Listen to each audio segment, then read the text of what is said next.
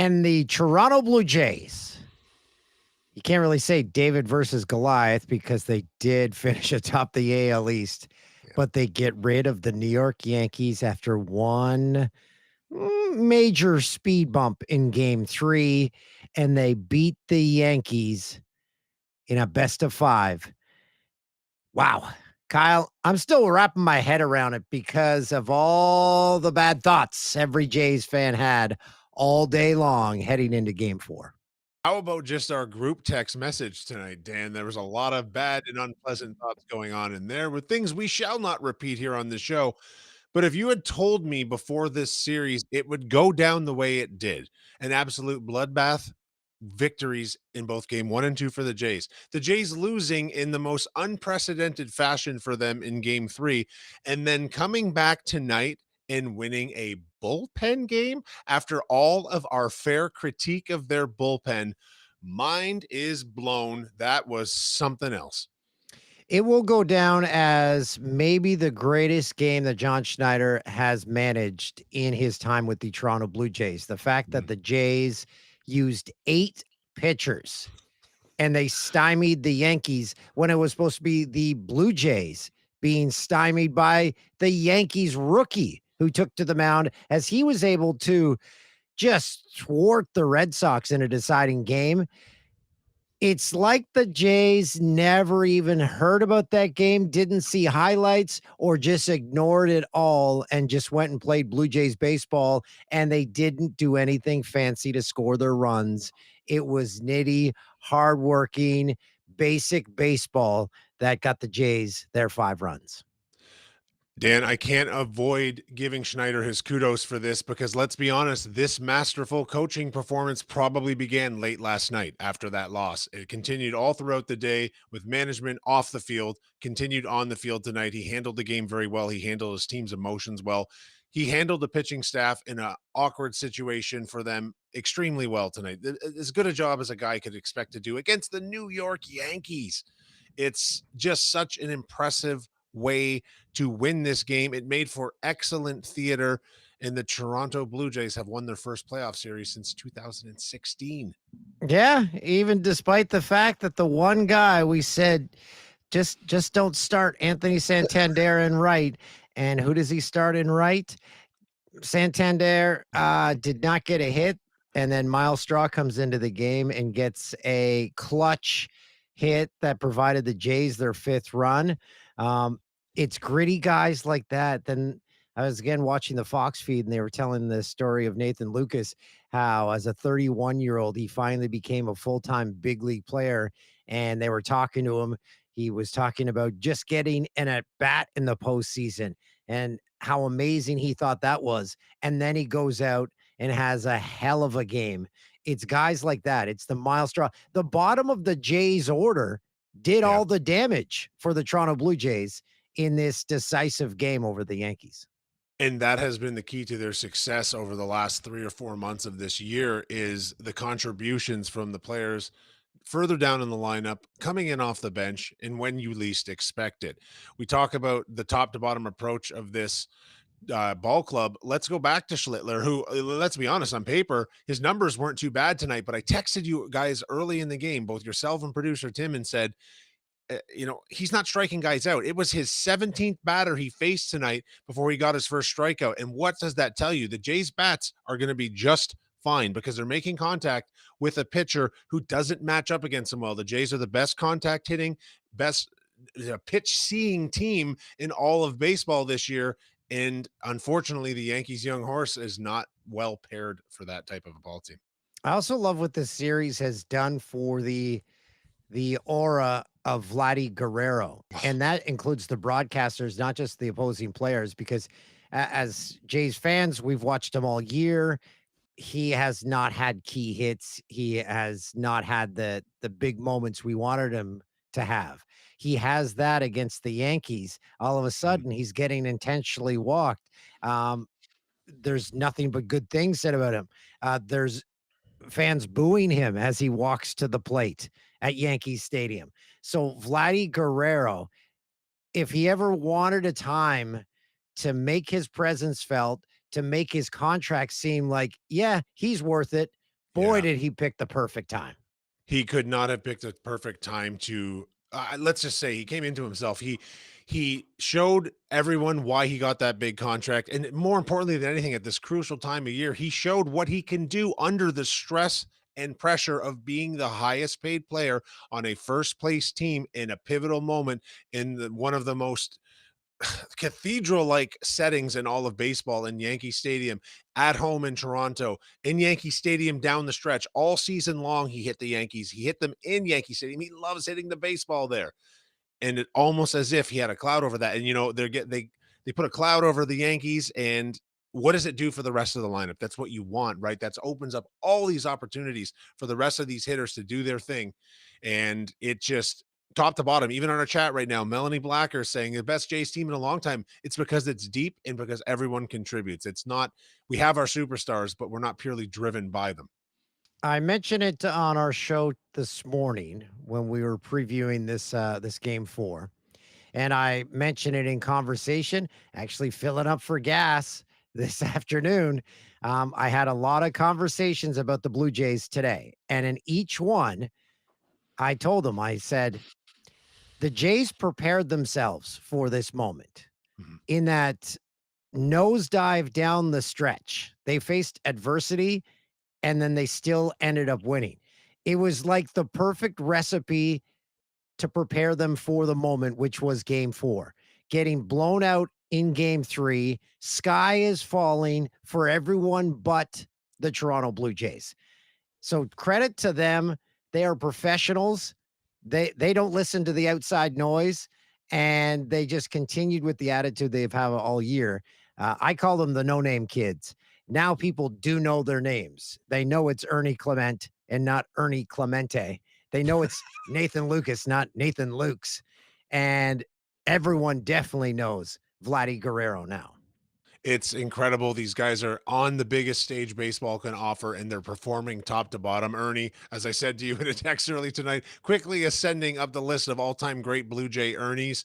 There's a lot of little things I saw in the field tonight that I think bode very well, and little things to take away from this game. I thought that Alejandro Kirk did a tremendous job blocking balls in the dirt when there were guys on base. And that's just one of those little details that he brings to the game that get lost when he's hitting so well all year long and in the playoffs so far.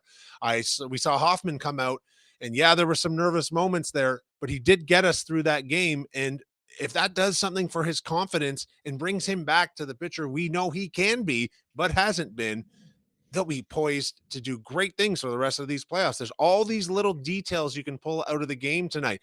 George Springer with a sacrifice fly. His bat has been cooled off a little bit, but he hit that sac fly to have that go ahead run early. Those are big moments of very small things, and those add up for this team again and again and again when you have a lineup top to bottom that can get the job done. I have to remind people that the job of a closer, it's very rare where it's 3 up, 3 down, no drama. And I always look back to when Tom Hankey was the closer for the Blue Jays, and I would get mad when Cito Gaston would call to the pen. I'm like, oh no, this again. It was the exact same feeling Jays fans have now when Hoffman enters the game. Yeah.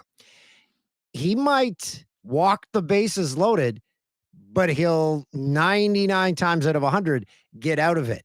You just have to learn how to ride the Hoffman wave if that's possible. So it's not just happening to Hoffman. It happens to pretty much every closer in baseball. The great thing about the Jays winning and getting rid of the Yankees in 4 is that the Tigers and Mariners are going to a 5th and decisive game 5, Mhm. which means the Jays now get more rest, which they needed heading into their series against the Yankees, getting that wild card bye. And the Jays are a banged up bunch.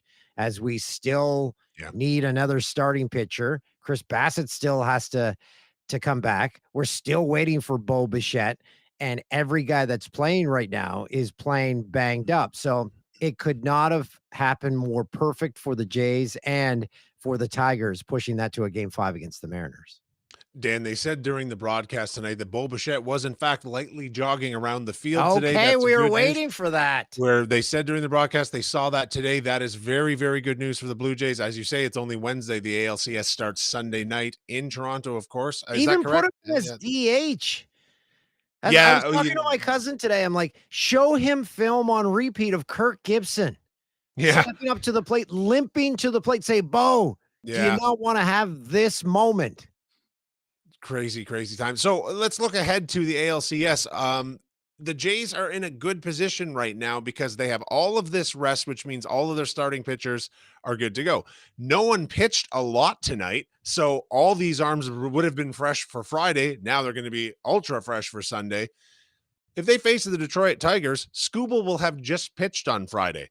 So his arm can only be seen so many times in an ALCS. And if they play the Seattle Mariners, they're going to have a lot of Blue Jays fans' asses in seats in that stadium in Seattle because the fans out in Vancouver love making that trek.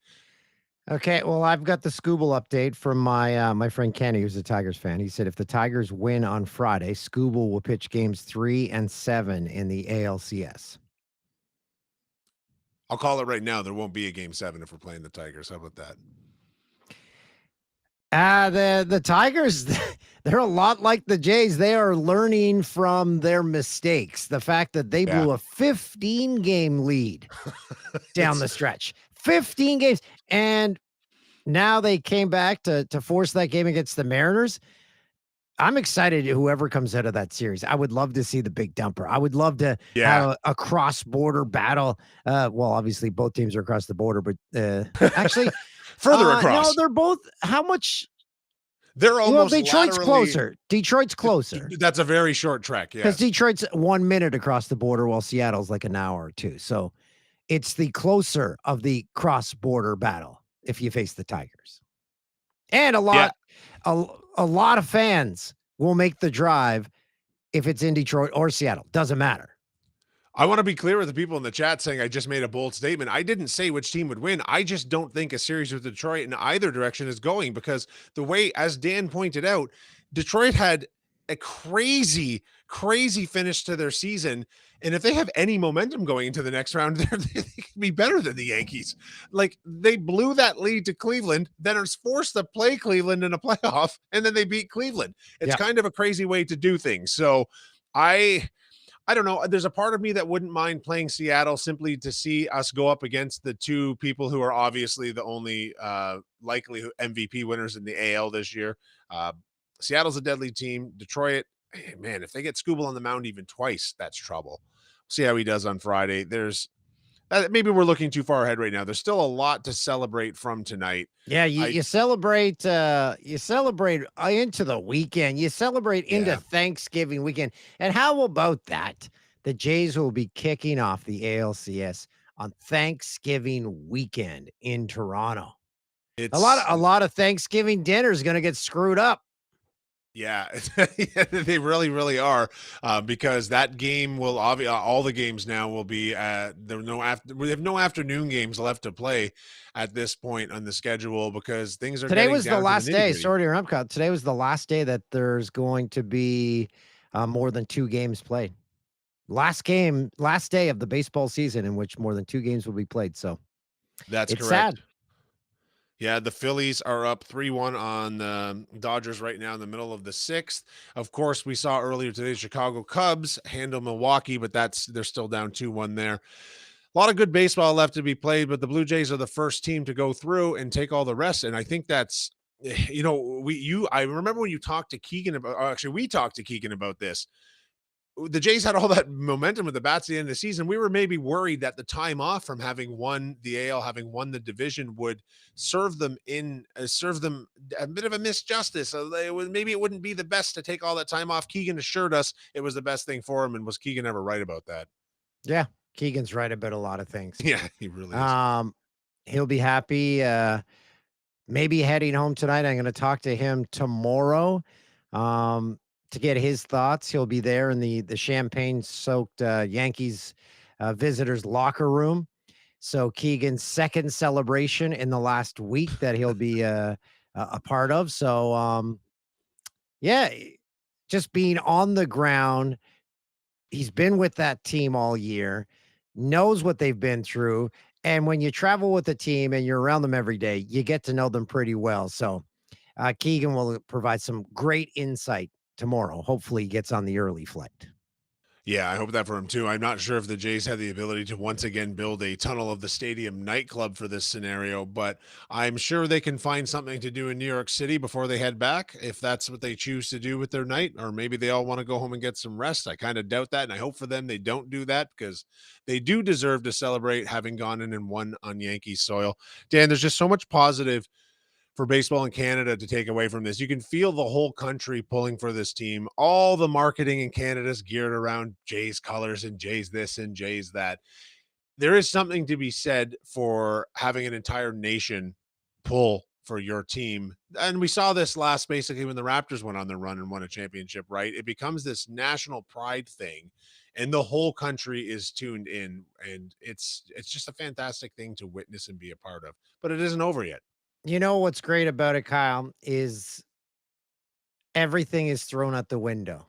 Politics, uh, not the political, but global unrest. Yeah. Everything is thrown out the door, and you can all unite around something and one team that just brings you together, and you can all share, which the entire population dies Mhm. for moments where you can collectively enjoy it together, where you have one thing you can all talk about, and it's a good moment you can all share instead of a tragedy or a clip you saw on YouTube. It's all a joyous moment you can share together. That's what sports is about. That's what this country's been waiting for, because it's tough to get that with the Edmonton Oilers, and plus they didn't go all the way. And you don't have Flames fans cheering. There's no divide. Right. Y The Jays don't cause a divide because the Expos are long gone. So, it's the great thing about this team is that we can all enjoy it together, and we'll be back here to, enjoy it and lead us into the ALCS, as we'll talk some more about it on Friday, Kyle. We absolutely will.